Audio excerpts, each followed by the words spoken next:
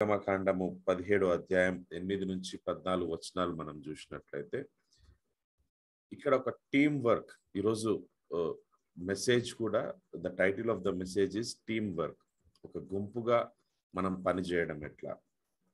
క్రైస్తవ జీవితంలో అది కూడా నాయకత్వము వహించే పాత్రలలో ఉన్నప్పుడు most of the time 95 to 99% of the time మనం ఒక టీమ్ వర్క్గా పనిచేయాలి. ఇది ఇండివిజువల్ వర్క్ చేయలేము.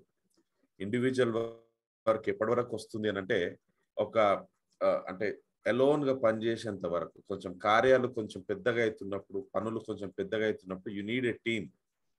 ఆ టీం కూడా ఎట్లా ఉండాలి అని అంటే నీ విజన్ అంటే నీ దర్శనం ఏదైతే ఉన్నదో దాంట్లో భాగస్తులు కావాలా. ఆ దర్శనం కోసం పాటుపడే వాళ్ళు కావాలా. నిన్ను లీడర్గా ఉన్న నిన్ను నన్ను అర్థం చేసుకునే వాళ్ళుగా ఉండాలా. దాని తర్వాత విజన్ ఎప్పుడైతే డ్రాఫ్ట్ చేస్తారో, దర్శనం ఎప్పుడైతే డ్రాఫ్ట్ చేస్తారో ఆ దర్శనం కోసము పరిగెత్తే వాళ్ళుగా ఉండాలా. దీంట్లో రకరకాలైన స్కిల్ఫుల్ పీపుల్ కావాలా. ఎగ్జిక్యూట్ చేసే వాళ్ళు ఉండాలి. చాలా సందర్భాలలో లీడర్ ఒక డైరెక్షన్ ఇస్తూ ఉంటాడు, కానీ దాన్ని ఎగ్జిక్యూట్ చేసే వాళ్ళు చాలా ఇంపార్టెంట్ ఉంటారు కదా. సో ఇట్లా ఇక్కడ మనం చూస్తే ఈ యొక్క 6-7 వర్సెస్లలో మనం చూస్తే ఒక మంచి టీం వర్క్ అనేది నడుస్తూ ఉంటుంది. ఈ టీం వర్క్ ఎవరెవరికి నడుస్తూ ఉందంటే ప్రాముఖ్యంగా 5 మంది మధ్యలో నడుస్తూ ఉంటుంది. ఒకటి మోషే, రెండవది యెహోషువ, మూడవది అహరోను, నాలుగవది హుర్రు అనే మనిషి. దాని తర్వాత 5వది మనం చూస్తే లాస్ట్ 14th వర్స్లో మనం చూస్తే దేవుడనే యెహోవా కూడా అందులో పార్టిసిపేట్ చేస్తూ ఉన్నాడు. సో ఈ ప్రాముఖ్యంగా ఏంది అని అంటే మన టీంలో మనం కూడా చాలా కార్యాలు చేస్తున్నప్పుడు మన టీంలో ఫస్ట్ థింగ్ ఏంటంటే దేవునికి మనం ఇంపార్టెన్స్ ఇవ్వాలి. దేవుడు he should be a member in our team. So అట్లా మన ప్రణాళిక ఉండాలి. ఎప్పుడైతే దేవుడిని కాదనుకొని మనం ఏదైనా ప్రణాళిక చేసినా, ఏదైనా గుంపు కట్టాలని ప్రయత్నం చేసినా it does not work. At least మన జీవితాల్లో it will not work. So main participant, main key player మన టీమ్స్లలో ఎవరు ఉండాలంటే దేవుడు ఉండాలి. దేవుడు ఉండాలని నేను ఎప్పుడైతే చెప్తా ఉన్నానో, దేవుని వాక్యానుసారంగా, దేవుని వాక్యానుగుణంగా మనం నడుస్తున్నప్పుడు దేవుని మనం ఆటోమేటిక్గా ఇన్వాల్వ్ చేస్తూ ఉన్నాం. ప్రతి క్షణంలో, ప్రతి టైంలో మనం ఆయనను we have to keep pricing him, we have to keep worshipping him. ఆరాధన చేస్తూ ఉండాలా, ప్రార్థన చేస్తూ ఉండాలా. ఆయన నుంచి ఏమైనా ఇన్సైట్స్ మనకు దొరుకుతాయా, వాక్యం చదువుతూ ఉంటే మనకు జ్ఞానం కలుగుతుందా అనే విషయాలను మనము వీ హ్యావ్ టు అండర్స్టాండ్. అయితే ఇందులో ప్రాముఖ్యంగా ఈ టీం వర్క్లో చేసిన దాంట్లో ఈ 5 కలిసి 5 థింగ్స్ చేస్తారు. ఫస్ట్ వన్ వచ్చేసి డెలిగేషన్ ఆఫ్ వర్క్. అంటే ఒక పనిని అప్పగించడం. ఒక లీడర్గా ఉన్నప్పుడు, ఒక టీం వర్క్గా చేస్తున్నప్పుడు నార్మల్ సినారియోలో మనం చూస్తున్న లోకంలో ఎట్లా ఉంటుందంటే ప్రతిదీ నేనే చేయాలన్నట్టు ఉంటుంది ఆతురత. ప్రతిదీ నేనే, I'm the only person to do. అది తప్పు విధానం. బైబిల్ చాలా క్లియర్గా సూచిస్తూ ఉంది. ఫస్ట్ ఇక్కడ మనం చూస్తే ఇక్కడ ఒక అకేషన్ మనం చూస్తాం, ఒక ఇన్సిడెంట్ ని మనం చూస్తా ఉన్నాం 8వ వచనంలో. అమాలేకీయులు వచ్చి రఫాదీములో ఇశ్రాయేలీయులతో యుద్ధము చేయగా, ఒక యుద్ధం జరుగుతూ ఉంది, ఒక శత్రు సైన్యం వచ్చింది, మన ప్రదేశంలోకి వచ్చేసిండ్రు, వాళ్ళు యుద్ధం చేస్తా ఉన్నారు. ఒక ఇన్సిడెంట్ అది చూసినప్పుడు మోషే యెహోషువతో మన కొరకు మనుషులను ఏర్పరిచి వారిని తీసుకొని బయలువెళ్ళి అమాలేకీయులతో యుద్ధము చేయము. రేపు నేను దేవుని కర్రను చేత పట్టుకొని ఆ కొండ శిఖరం మీద నిలిచెదనని. మోషే ఏం చేస్తున్నాడు అని అంటే హీఈస్ ద లీడర్, ఆ గుంపుకు ఆయన లీడర్.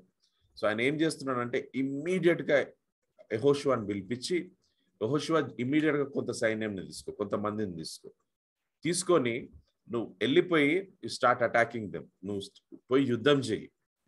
ఇక్కడ 2 రోల్స్ చూస్తున్నాం. మోషే డైరెక్ట్గా ఇన్వాల్వ్ అవుతున్నాడు ఆ యుద్ధంలో అంటే నో, హీస్ నాట్ డైరెక్ట్గా ఇన్వాల్వ్ అవుతలేడు. కానీ ఆయన ఏం చేస్తున్నాడు అంటే he's delegating his work to Yehoshua. యెహోషువకు ఆ పనిని మొత్తాన్ని అప్పచెప్తా ఉన్నాడు. ఇప్పుడు యెహోషువని ఎట్లా సెలెక్ట్ చేసుకున్నాడో అదంతా ఒక different concept. How do you choose your team people? నీ టీంలో ఉండవలసిన వాళ్ళు ఎవరు, దాని క్వాలిటీస్ ఏంది, వాళ్ళు ఎట్లా ఉండాలా, గో గెటర్స్ ఉండాలా, అగ్రెసివ్ ఉండాలా, డైనమిక్ ఉండాలా, దట్స్ ఎ డిఫరెంట్ కాన్సెప్ట్. అది ఆల్రెడీ చేసిండు మోషే. చేసి యెహోషువని ఎంచుకున్నాడు కాబట్టి హీ ట్రస్ట్స్ యెహోషువను నమ్ముతున్నాడు ఆయన. నమ్మేసి ఈ జాబ్ ని మొత్తం ఏం చేస్తున్నాడు అంటే యెహోషువ చేతిలో పెడుతున్నాడు. నువ్వు ఇమీడియట్ గా సైన్యాన్ని తీసుకుని వెళ్ళిపో, యు స్టార్ట్ వర్కింగ్ దేర్. ఆయన పని యెహోషువకు అప్పచెప్పాడు. దీంట్లో ఒక పాట ఏంటంటే మన టీం మెంబర్స్ ని మనం నమ్మాల. ఎంచుకోవడం ఒక భాగం అయితే నమ్మడం రెండో భాగం.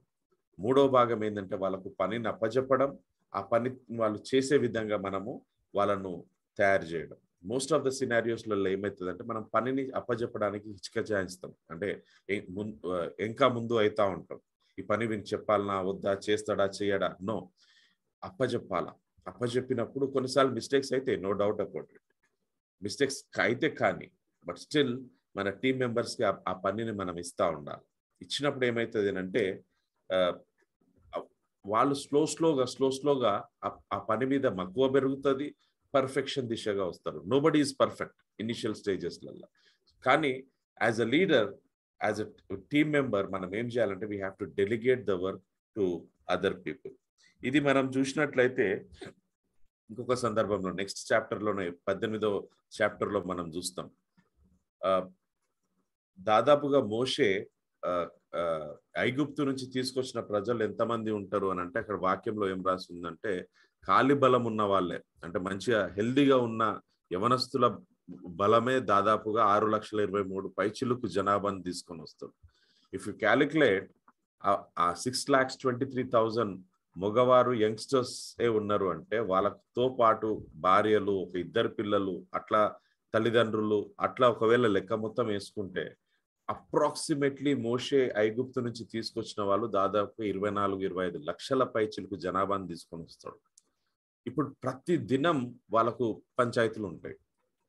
పంచాయతీ ఇన్ ద సెన్స్ నా గుడారం దగ్గర వాళ్ళ కోడ్ వచ్చింది, ఆ గొర్రె వచ్చింది, లేకపోతే ఆవు వచ్చింది, ఈ ప్లేస్ లో ఈ తెగ వాళ్ళు ఉండాలని నా ప్లేస్ లోకి వచ్చిండు, some are the other issues ఉన్నాయి. అండ్ మోషేకు దినమంతా ఈ యొక్క మన లాంగ్వేజ్ లో చెప్పాలంటే ఈ పంచాయతీలు తీరడానికైనా టైం సరిపోతుంటాయి. అప్పుడు ఆయన మామ వచ్చి, జెత్రో వచ్చి ఒక మాట చెప్తాడు, ఇట్లా చేసినావంటే నువ్వు కంప్లీట్లీ వియర్డ్, అంటే నువ్వు ఎగ్జాస్ట్ అయిపోతావు, నువ్వు బర్న్అవుట్ అయిపోతావు, నీ వల్ల కాదు ఇది హ్యాండిల్ చేయడానికి. So what do you have to do అని అంటే అక్కడ జెత్రో ఒక అడ్వైజ్ ఇస్తాడు, చాలా మంచి అడ్వైజ్ ఇస్తాడు. ఏంటిదని అంటే నువ్వు 100 మందికి ఒక న్యాయాధిపతిని, 1000 మందికి ఒక న్యాయాధిపతిని ఇట్లా తయారు చేసి ఆ న్యాయాధిపతులకు యు గివ్ అన్ ఇన్స్ట్రక్షన్ ఎట్లా న్యాయం తీర్చాలి అని. అప్పుడు వాళ్ళకి చెప్పినప్పుడు వాళ్ళు చిన్న చిన్న పంచాయతీలన్నీ వాళ్ళు తీరుస్తూ ఉంటారు, పెద్దవి ఉంటే నీ దగ్గరకు వస్తే అది మాత్రమే నువ్వు తీరువాలి. సో డెలిగేషన్ ఆఫ్ వర్క్, ఒక టీంలో మనం పనిచేస్తున్నప్పుడు డెలిగేషన్ ఆఫ్ వర్క్ చేయాలి, అప్పచెప్పాల పనిని. ఎగ్జాంపుల్గా చెప్తాను, ఇంకొక చిన్న ఎగ్జాంపుల్గా చెప్తాను. హరీష్ లేడు కదా ఈరోజు, చల్ హరీష్కి నా ఎండ్ టైమ్ సెషన్స్ నడుస్తూ ఉంటే ఐ థింక్ మన పాస్టర్ గారు రాలేదు ఈరోజు, నర్వా యేసుకుమార్ పాస్టర్ చర్చ్లో నాకు ఒకరోజు ఫుల్ డే సెషన్ ఉండే, ఎండ్ టైమ్స్ రోజంతా చెప్పేది ఉండే.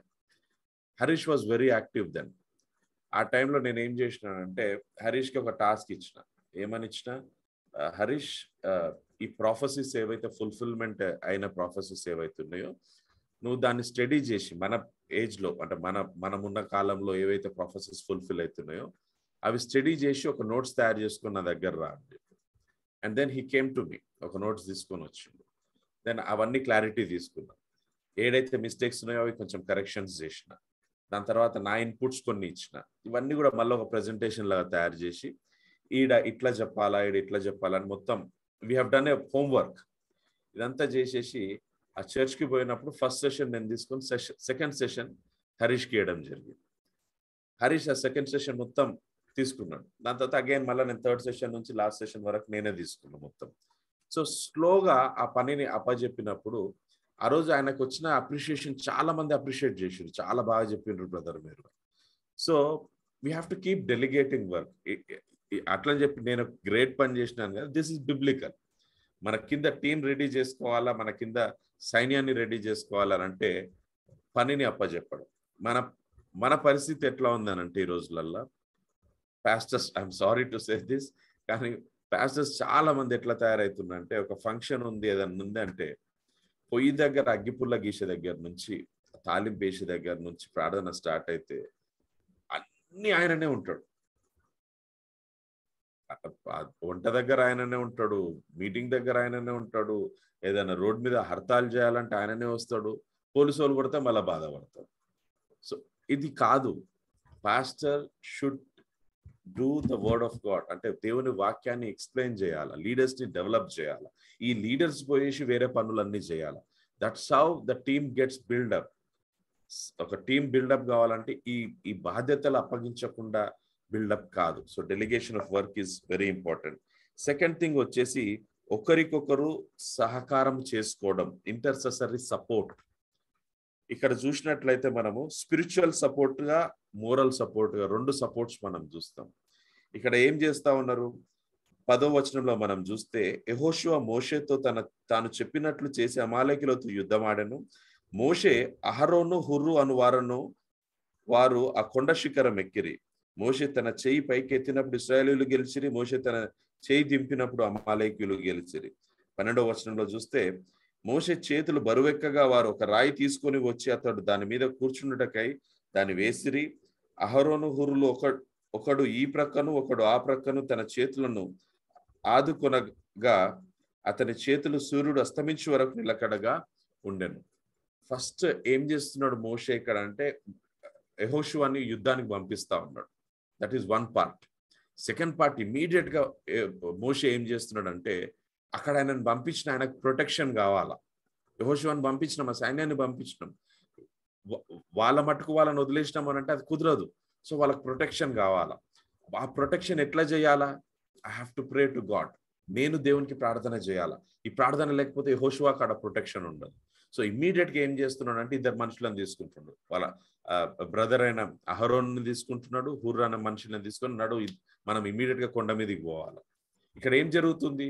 ఫిజికల్ యాక్టివిటీ ఒక దగ్గర జరుగుతూ ఉంది. సెకండ్ యాక్టివిటీ ఏం జరుగుతూ ఉందంటే స్పిరిచువల్ యాక్టివిటీ జరుగుతూ ఉంది. ఈ కొండ మీదకి పోయేసి వాళ్ళు ప్రార్థన చేస్తా ఉన్నారు చేతులు పైకి పెట్టి. పాపం ఆ నుంచి యుద్ధాన్ని చూస్తా ఉన్నారు. ముసలాయన, ఆయన 80-90 సంవత్సరాలు దాటిపోయిన మనిషి ఎంతసేపు అని చేతులు పైకి పెడతాడు? మనం కూడా పెట్టలేం చాలాసేపు, ఒక 5 minutes కూడా మనం పెట్టలేం. అప్పుడు ఆయన చేతులు నొప్పి అవుతున్నప్పుడు ఎప్పుడైతే ఆయన కొంచెం ఇట్లా కిందికి దించినట్టు జరుగుతుంటే అది ఆడేమైతుంది? యుద్ధం ఓడిపోతా ఉన్నారు. దెన్ ఇమీడియట్లీ వీళ్ళు పక్కలున్న వాళ్ళు ఏం చేస్తా ఉన్నారు అంటే, అయ్యా ఈయనకు చాతన అయ్యేటట్టుగా కనిపిస్తలేదు, ఏజ్ ఎక్కువ ఉంది కదా అనేసి గ్రహించి వీళ్ళు ఇమీడియట్గా ఒక రాయి తీసుకొచ్చి పెట్టి అక్కడ కూర్చోబెడతా ఉన్నారు. ఆయనను కూర్చోబెట్టి ఇద్దరు ఒక్కొక్క సైడ్లో ఆయన చేతులు పట్టుకొని సపోర్ట్ ఇచ్చి నిలబడతాం. సో టీంలో ఉన్నప్పుడు we have to keep on supporting. ఒకరికొకరం మనం సపోర్ట్ చేసుకోవాలి. మనకున్న ఒక గ్రేట్ టీం ఏంటంటే మీరు. I have to really appreciate you. బయట మనకు కోర్ట్ ఆర్డర్స్ రావడం కానీ, బయట మనకు మంచి పనులు మనం చేస్తా ఉన్నాం, వీటన్నిటికీ కారణం ఎవరంటే మీరు. మోషే చేస్తున్న పని చేస్తా ఉన్నారు మీరు, prayer support. Everyday morning it is not an easy task. 5 గంటలకు వచ్చి కూర్చొని ప్రార్థన చేయాలంటే it is not an easy task. నిద్రల నుంచి లేవడం చాలా పెద్ద టాస్క్. అది లేచి వచ్చి ఫ్రెష్ గా కూర్చొని వాక్యం చదవడం, నేర్చుకోవడం, ప్రార్థన చేయడం, ఇట్స్ గ్రేట్ గ్రేట్ టాస్క్. ఇది మోషే చేస్తున్న పని చేస్తా ఉన్నారు. కొంతమంది ఫిజికల్ యాక్టివిటీ బయట పోయి చేసే వాళ్ళకు ఇది ఎంతో సపోర్ట్. వాక్యానుసారంగా చేస్తా ఉన్నారు ఈ team. I'm so happy about it. ఇది రెండవది. సేమ్ థింగ్ మనం ఒక చిన్న క్రాస్ రెఫరెన్స్ లో మనం చూసుకుంటే, 1 తిమోతి 2వ అధ్యాయం మొదటి 2 వచనాలు అక్కడ చదివితే కూడా అపోస్తలుడైన పౌలు తిమోతికి చెప్తా ఉంటాడు ఏంటంటే, you keep spending your time in intercessory prayers. ఒకరు ప్రార్థన చేయడానికి నేర్చుకో, సపోర్ట్ చేయడం నేర్చుకో అని ఆయన చెప్తా ఉన్నాడు. ఇది సెకండ్ పాయింట్, ఈ యొక్క టీం వర్క్ లో సపోర్ట్ చేసుకోవడం ఒకరికొకరు. మూడవది మనం చూస్తే రికగ్నైజింగ్ అండ్ అడ్రస్సింగ్ వీక్నెసెస్.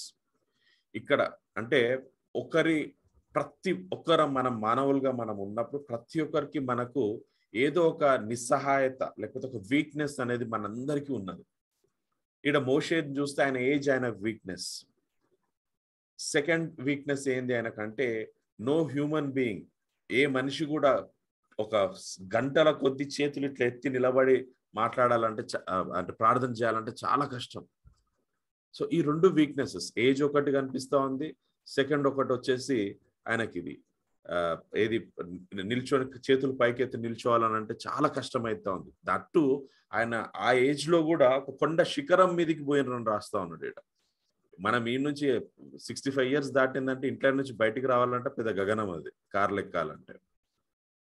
అటువంటిది ఇక్కడ మోషన్ చూస్తున్నాం, ఈయన ఏం చేస్తా ఉన్నాడు, 80-90+ దాటింటది. 80లోనే ఆయన మళ్ళా ఈజిప్ట్కి వస్తాడు. ఆయన 90 ఐ థింక్ 90-95 ఉండొచ్చు, ఆ టైంలో ఉండొచ్చు.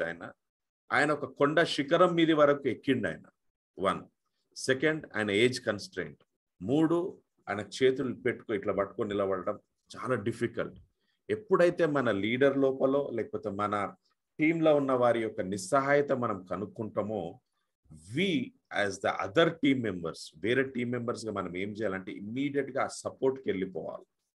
ఇక్కడ ఎవరు చేస్తున్నారు ఆ సపోర్ట్ అని అంటే, అహరోను అండ్ హుర్ ఇద్దరు మనుషులు ఆ సపోర్ట్ చేస్తా ఉన్నారు. వాళ్ళు మనలాగా ఎవరన్నా ఉంటే, అంటే ఈ జనరేషన్లో ఎవరన్నా ఉంటే, మన మొత్తం క్రాబ్ ఫైట్ అని అంటాం కదా, ఎండ్రకచ్చల కొట్లాటలాగా. ఒకటి మీదకి ఎక్కుతా ఉన్నాడంటే ఇంకోటి పట్టుకొని కిందికి గుంజుతూ ఉంటాడు, ఇంకోటి మీదకి ఎక్కుతుంటే ఒకటి పట్టుకొని కిందికి గుంజుతాడు.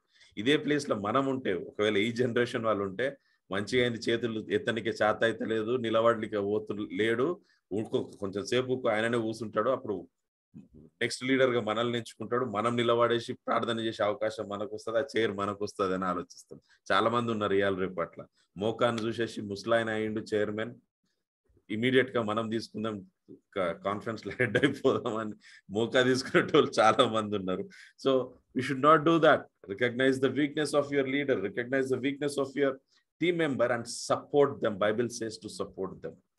Okay, so recognizing and addressing the weaknesses. ప్రతి ఒక్కరికి లిమిటేషన్స్ ఉంటాయండి. ఈ లిమిటేషన్స్ లేవు అని అనుకోనికలేదు. Everybody has limitations. We are human beings. So మనం ఒకరికొకరం సపోర్ట్ చేసుకోవాలా. దాని తర్వాత 4th థింగ్ వచ్చేసి పర్సిస్టెన్స్, పట్టుదల. ఇక్కడ పట్టుదల మనం చూస్తే, నా ఏజ్ కన్స్ట్రైంట్ ఆయన చూడలేదు. ఎవరు? మోషే. ఇక్కడ చూస్తే 12వ వచనంలో చూస్తే, మోషే చేతులు బరువెక్కగా వారు ఒక రాయి తీసుకొచ్చి అతడు దాని మీద కూర్చుండుటకై దాన్ని వేసిరి. అహరోను హుర్లు ఒకడు ఈ ప్రక్కను ఒకడు ఆ ప్రక్కను అతని చేతులను అదుకొనగా అతని చేతులు సూర్యం అస్తమించు వరకు నిలకడగా ఉండెను. అంటే అర్థం చేసుకోండి, ఇక్కడ ఆ పట్టుదల మోషేకు ఎంత ఉంది ఆ యుద్ధం గెలవాలని. ఎందుకు యుద్ధం గెలవాలి అని అంటే, శత్రు దేశము నా ప్రజల మీదకి వస్తా ఉన్నారు, నా ప్రజలు నష్టపోతారు ఈ శత్రు దేశం మీదకి వచ్చిందంటే, నా ప్రజల ప్రాణాలు పోతాయి. సో ఆయన ఫిజికల్ గా నేను స్ట్రెయిన్ అవుతున్నా అనేది ఆయన ఎన్నడూ పట్టించుకోలేదు ఆ టైంలో. అట్లీస్ట్ ఆ ఒక్క రోజు ఇంతసేపు నేను చేతులు పైకి పెట్టాలంటే నా వల్ల అయితే లేదు దేవా, నువ్వు యుద్ధం గెలిపిస్తే గెలిపి, లేకపోతే లేదు, నేనైతే చేతులు దించుతున్నా, అట్లా లేదు మోషే. హి టుక్ సపోర్ట్. ఆ సపోర్ట్ తీసుకొని కూడా సాయంత్రం సూర్యుడు అస్తమించేంత వరకు, ఇట్స్ హెర్క్యులియస్ టాస్క్ అది. మనం ఎవరైనా చేస్తామా? ఇట్లా చేయలేము. నిన్న నేను ఒక మీటింగ్కి పోయినా, దినమంతా నేను నిలబడి చెప్పలేకపోయినా, చేతులు పైకి పెట్టడం విడిచిపెట్టి నిలబడలేకపోయినా. నేను పొద్దున మార్నింగ్ 10 o'clock నుంచి మైక్ తీసుకొని నిలబడ్డా, ఈవినింగ్ 5 కల్లా నేను I was exhausted like anything. కాళ్ళు ఎంత గుంజుతున్నాయంటే అంత గుంజుతాను. ఫిజికల్ గా మనం ఆ కేపబిలిటీ లేదు. బట్ ఇక్కడ చూస్తే 80-90 సంవత్సరాల ముసలాయన, ఆయన ఒక్కటే చూస్తా ఉన్నాడు, we have to win the war. ఆ వార్ని మనం గెలవాలి అని అంటే, నాకు ఎంత కష్టమైనా పర్వాలేదు, నా చేతులు ఇట్లనే పెట్టుకొని సాయంత్రం గెలిచేంత వరకు, నేను సూర్యుడు అస్తమించేంత వరకు నేను ఇట్లనే పెడతాను. ఎందుకనంటే ఆయన సైన్యం యొక్క ప్రాణాలు పోకూడదు అవతల. దేవుని మొరపెడుతున్న కొద్దీ వాళ్ళు గెలుస్తా ఉన్నారు కాబట్టి, నథింగ్ లైక్ ఇట్. ఆ స్ట్రెయిన్ నేను తీసుకుంటా. ఆ పట్టుదలతోటి ఆయన హీ వాజ్ దేర్. మనం పట్టుదల వదిలేస్తే నథింగ్ వర్క్స్. పట్టుదల మీద ఎప్పుడైతే ఉంటామో everything will fall in line. ఆ పట్టుదల అనేది వదలకూడదు. మనము విశ్వాసులుగా అస్సలు వదలకూడదు మనం. దాని తర్వాత 5వది మనం చూస్తే రికార్డింగ్. ఈ జరిగిన సంఘటనలన్నిటినీ కూడా దేవుడు ఏం చెప్తా ఉన్నాడు మోషేకు అని అంటే, 14వ వచనంలో మనం చూస్తే, అప్పుడు యెహోవా మోషేతో ఇట్లా, 13వ వచనంలో యెహోషువ ఆల్రెడీ యుద్ధాన్ని గెలుస్తాడు. ఆయన టాస్క్ అనేది అకంప్లిష్ అయిపోయింది, అనుకున్న పని జరిగిపోయింది. జరిగిపోయిన తర్వాత ఏం చేస్తా ఉన్నారు? మనం నార్మల్గా ఒకసారి ఒక టాస్క్ జరిగిపోగానే just say thank you lord అని చెప్పేసి మర్చిపోతాం, దాని గురించి వెళ్ళిపోతాం. బట్ బైబిల్ మనకి ఇక్కడ ఈ వచనం మనకి ఏం సూచిస్తా ఉన్నది చూడండి.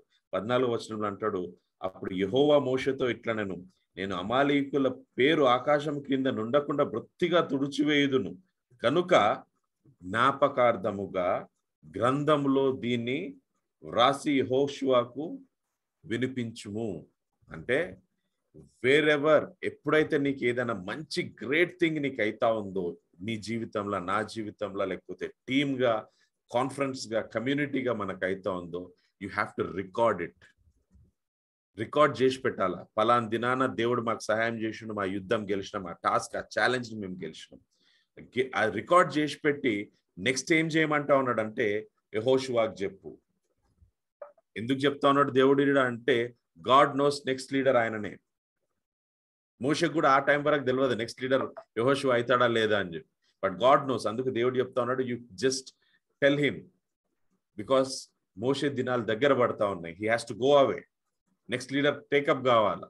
సో మన టీంలో కూడా we have to identify our own team members. Next ఎవరు లీడ్ చేయగలుగుతారు దీన్ని, వాళ్ళకు స్లోగా ఎవ్రీథింగ్ మనం అప్పచెప్పడంతో సహా ఆ గ్రంథంలో లిఖించడం. దాని తర్వాత ఖచ్చితంగా వాళ్ళకు they should know each and everything of these particular things. చాలా మంది మనం ఏం చేస్తామంటే ఎవ్రీథింగ్ కాన్ఫిడెన్స్ లో పెడతాం, ఎవరికి చెప్పాం, చాలా గ్రేట్ థింగ్స్ చేస్తాం, but we don't say. But మనం ఎంచుకోవాలి. అది ఇంట్లో కూడా మనం చేయొచ్చు. మన పిల్లలకు we have to tell everything. ఆ కాన్ఫిడెన్షియాలిటీస్ ఏవేవైతున్నాయో అవన్నీ చెప్పాలా. మనకు దేవుడు ఎక్కడెక్కడ సాయం చేసిండు, మన కుటుంబ నేపథ్యం ఏంది, మనం ఎట్లా పైకి వచ్చినాం, ఇవన్నీ వాళ్ళకి చెప్పాలా. It should be recorded. ఇంకా మనం చూస్తే డ్యూటెరానమీలో, ద్వితీయోపదేశ కాండంలో అక్కడ చూస్తే మనం ప్రతిసారి దేవుడు చెప్తా ఉంటాడు మోషేకి ఏమనంటే, ఐగుప్తు నుంచి మీరు ఏ విధంగా ఆ బంధకాలలో నుంచి మీరు వచ్చిండ్రో రికార్డ్ చేయి. తరతరములకు ఇది తెలవాలా, తరతరములకు ఇది తెలవాలా. ఎందుకు? Because God has done something for you. So మనకు ఇప్పుడున్న ఛాలెంజెస్ చాలా ఉన్నాయి కాన్ఫరెన్స్ లో. ఎప్పుడైతే మనం ఒక టాస్క్ గెలుస్తా ఉన్నామో, ఛాలెంజెస్ గెలుస్తా ఉన్నామో, we have to record it. అది నెక్స్ట్ జనరేషన్ కి తెలిసేటట్టుగా మనం చేయాలి. సో ఈ 5 థింగ్స్ ఈ టీమ్ మేనేజ్మెంట్ లేకపోతే టీమ్ వర్క్ లో మనకు కావాలా. మొదటిగా మనం చూస్తున్నాం, ఫస్ట్ ఇస్ డెలిగేషన్, పనిని అప్పచెప్పడం. రెండవది మనం చూస్తున్నాం, ఒకరికొకరు మనం సపోర్ట్ చేసుకోవడం.